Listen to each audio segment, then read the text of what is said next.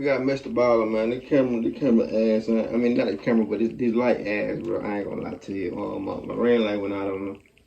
So I gotta do it like this. That being said, man, they're gonna get the video started, man. How y'all Sunday going?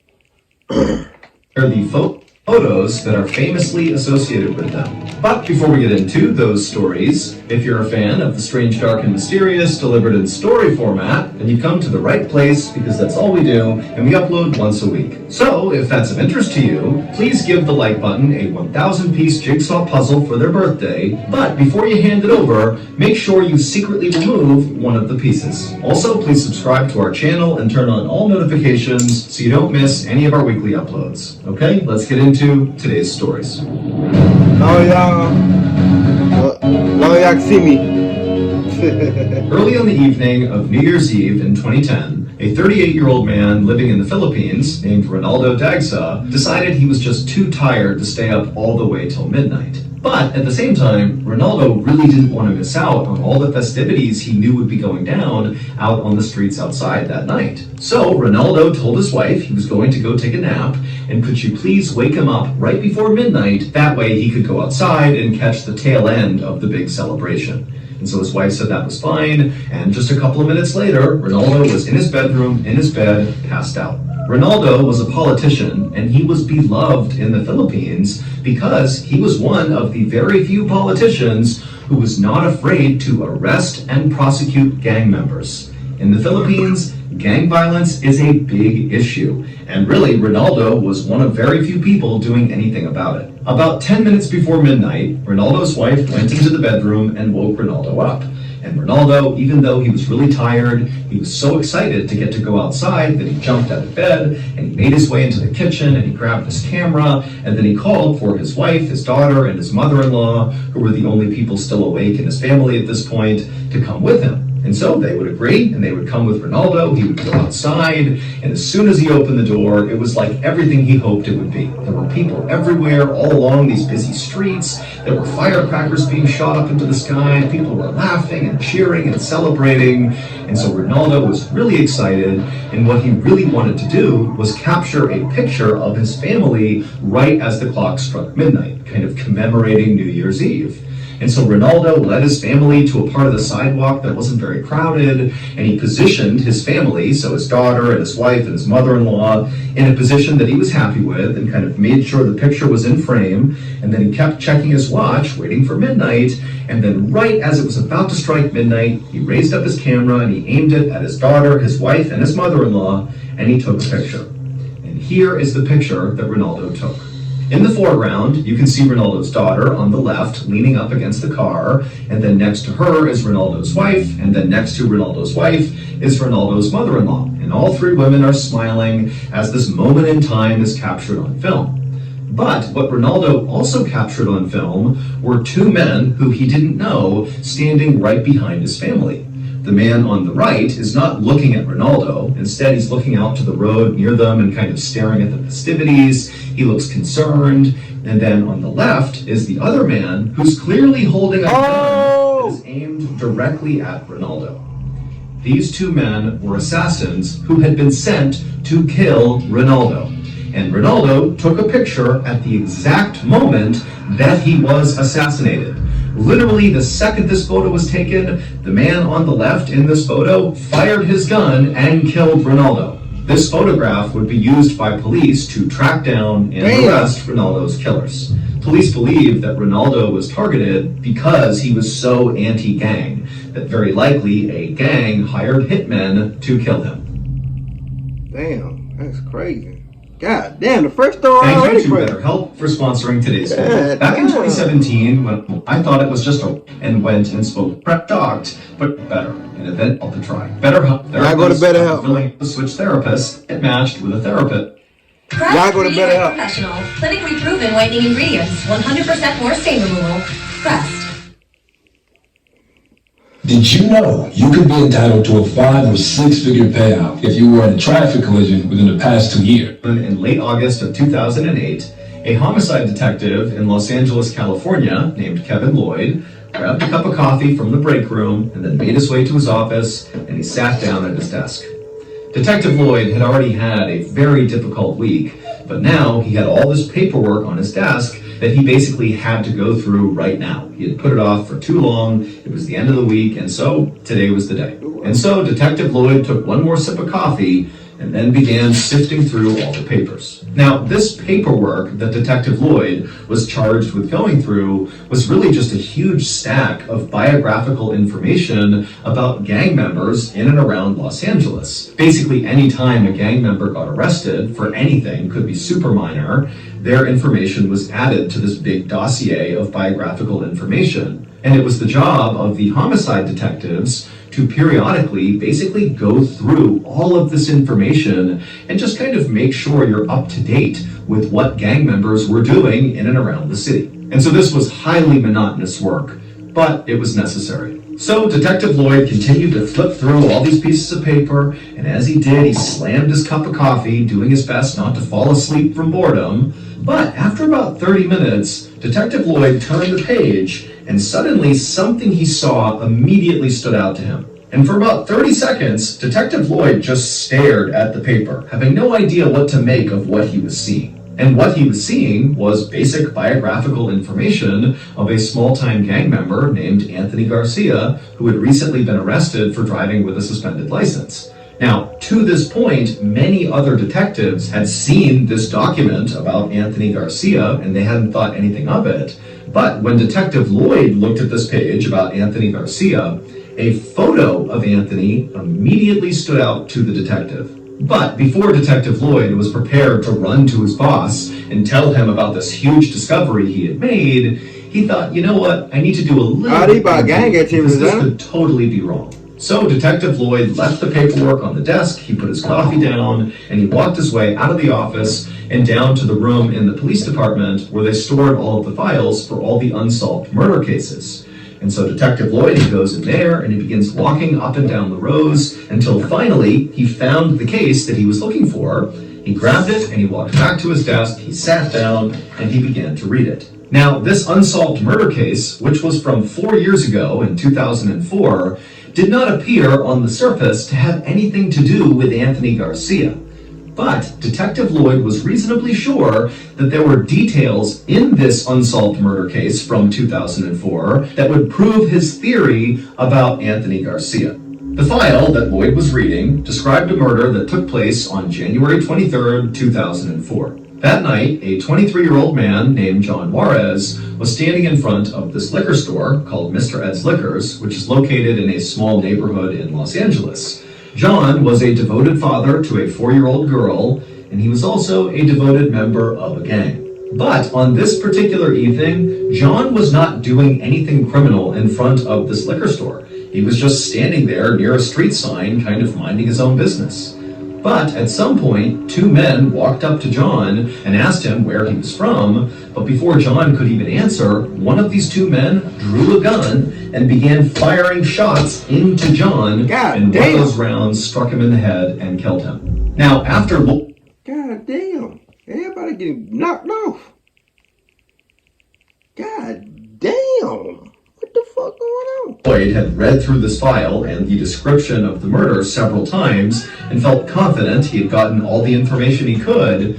He still wasn't sure if this was enough to prove his theory about Anthony Garcia, so he decided he would actually go to the liquor store where this murder happened and see it for himself. And so Detective Lloyd, he hopped in his car, he drove to Mr. Ed's Liquors, he parked in the parking lot, and he just looked around. He kind of scanned around the whole area. He took in the shape of the parking lot. He looked at the doors on the liquor store to kind of look at the size and the shape.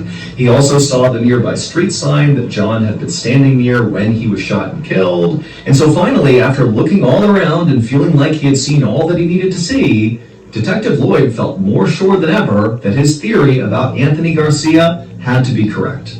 And so he drove his car back to the police station, he walked right into his boss's office, and he would tell him that they have been wrong about Anthony Garcia this whole time. He is not some small-time gang member, he is a big player, and he's not even trying to hide it. The photo that Lloyd saw of Anthony Garcia that really stood out to him when he was going through all that paperwork was the photo of Anthony when he was being booked into jail. And in this photo, Anthony is shirtless, and Anthony has this huge chest tattoo that you can clearly see in this photo. The tattoo shows a liquor store, and to the left of the liquor store is this military-style helicopter that's coming in and firing its gun towards the ground. And on the ground, in the line of fire from this helicopter, is what looks like this man who's got the body of a peanut. And so he's being killed by this helicopter. All the other people who saw this photo or who saw Anthony Garcia in person chalked up his tattoo to just some weird depiction of a helicopter killing a peanut guy, and they didn't think too much of it. But Detective Lloyd had actually been to the crime scene in '04 when John Juarez had been murdered, and so he had seen the layout of the crime scene, and then he's looking at this photo of Anthony Garcia's chest tattoo, and he realizes it is the same depiction of the crime scene. Anthony Garcia, his nickname was Chopper, which is often a slang term for a helicopter, and John Juarez, who was murdered in '04, he was a member of a gang called Pico Nuevo, and Anthony Garcia and the gang he was involved in, which was not Pico Nuevo, they used to make fun of people like John for being affiliated with that gang by calling them peanuts, meaning the helicopter in the tattoo represented Anthony Garcia, and the peanut guy was John Juarez. So this tattoo is literally like a confession that Anthony Garcia was the guy who shot and killed John Juarez. And there were other details in this tattoo as well that made it even more clear that this really was like a confession. I mean, just the angle of the peanut guy's body, so John Juarez's body in the tattoo, was the same angle as he was found in real life. And also the decorations on the liquor store in the tattoo lined up with the decorations that were on Mr. Ed's liquor store when John Juarez was murdered in '04. So really, Anthony Garcia sealed his fate by tattooing that to his chest. Goddamn. Ultimately, Anthony's tattoo would be used to convict him of John Juarez's murder, and Anthony would be sentenced to 65 years to life in prison. Damn. That's crazy. Tattoo is crazy. I ain't gonna lie. I'm not on my parents' health insurance anymore, and I work for myself doing a bit of everything. So I found a plan for just $34 a month. All plans cover doctor visits, prescriptions, emergency care, and more. Healthcare.gov is here for you. Enroll by January 16th. A picture of Hey, this shit is crazy. if your partner is being secretive with their phone, you need to do this now. Most people are... Bitch, I ain't gonna count. This story been crazy. There is a very popular TV show on HBO called Curb Your Enthusiasm, and it's about the mega famous Larry David who created Seinfeld.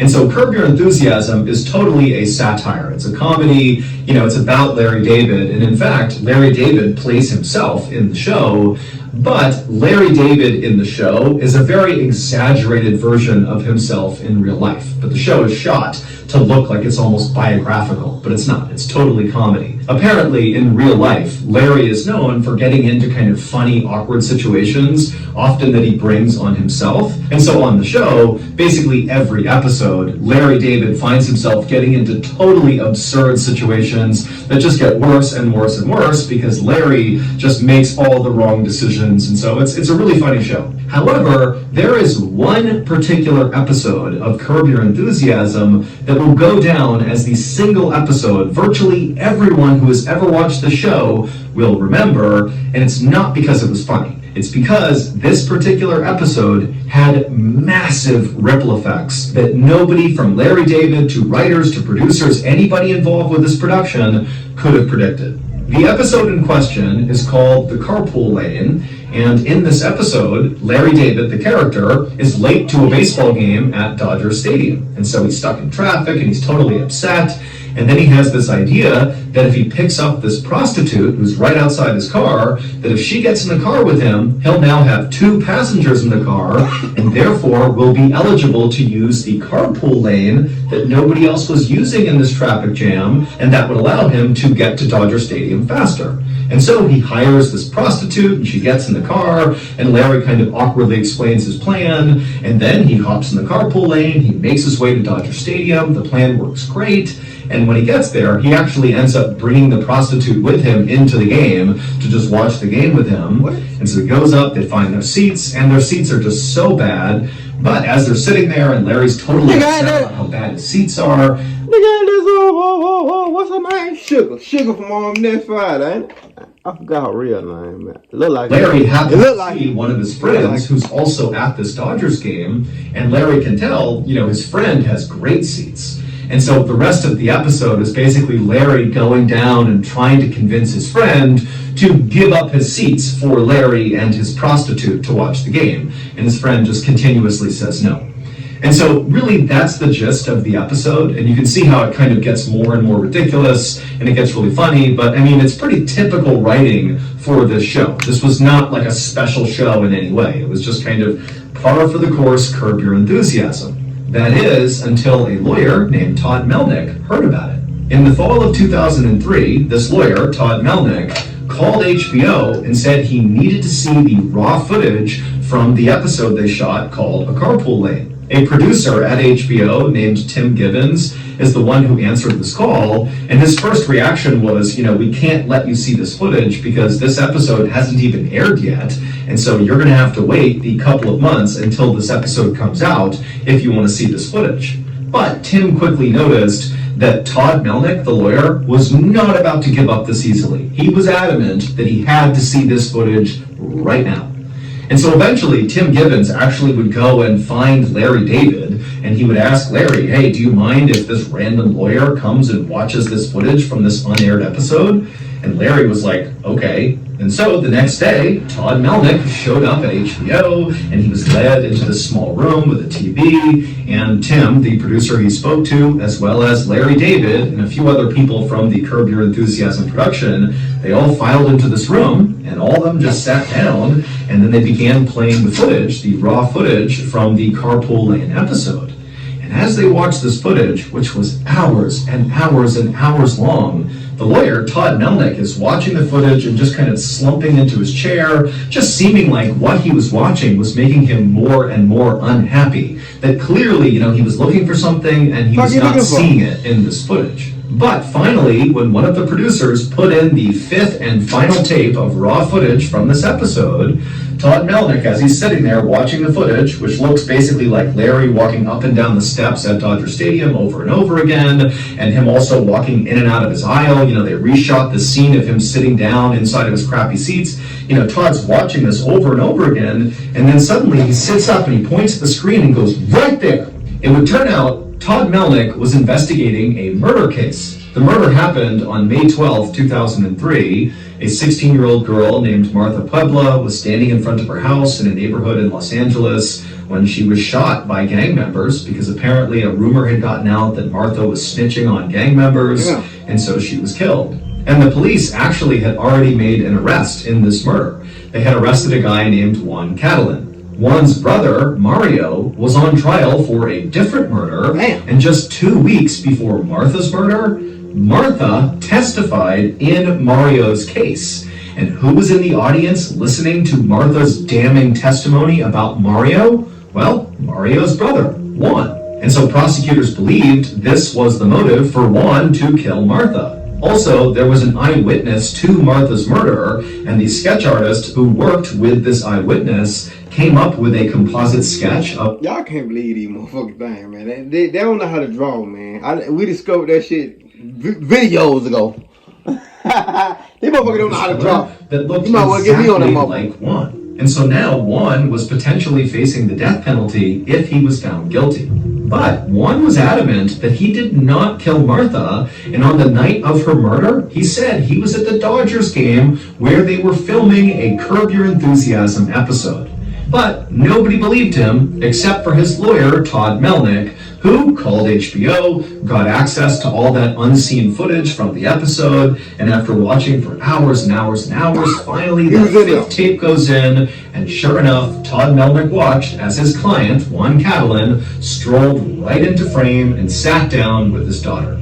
It would turn out Juan was telling the truth the whole time. He did not kill Martha, and Curb Your Enthusiasm proved it. Shortly after this discovery, Juan would be released from prison and he would receive a settlement of $320,000 from the city of Los Angeles and the police. As for Martha, the police were able to eventually track down 4 people who were involved in her murder, and all 4 would be convicted and sent to jail for life.